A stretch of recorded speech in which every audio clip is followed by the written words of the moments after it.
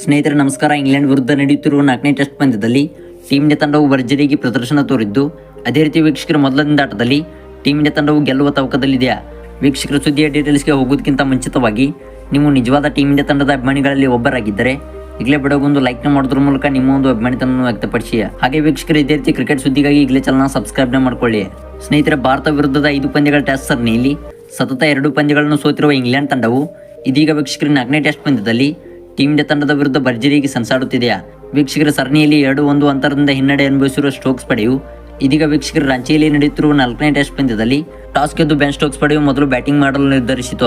ಆದರೆ ವೀಕ್ಷಕರ ಆಂಗ್ಲರು ಬ್ಯಾಟಿಂಗ್ಗೆ ಬರುತ್ತಿದ್ದಂತೆ ಸಾಲು ವಿಕೆಟ್ಗಳು ಕಳೆದುಕೊಂಡು ಸಂಕಷ್ಟಕ್ಕೆ ಸಿಲುಕಿತ್ತು. ಆದರೆ ವೀಕ್ಷಕರ 5 ವಿಕೆಟ್ಗಳನ್ನು ಕಳೆದುಕೊಂಡು ಸಂಕಷ್ಟದಲ್ಲಿದ್ದ ಇಂಗ್ಲೆಂಡ್ ತಂಡಕ್ಕೆ ಜೋ ರೂಟ್ ಅವರು ಆಸರೆಯಾಗುವ ಮೂಲಕ ಶತಕವನ್ನು ಸಿಡಿಸಿ ಭಾರತ ತಂಡಕ್ಕೆ ಕೊಂಚ ನಿರಾಶೆ ಮೂಡಿಸಿದರು.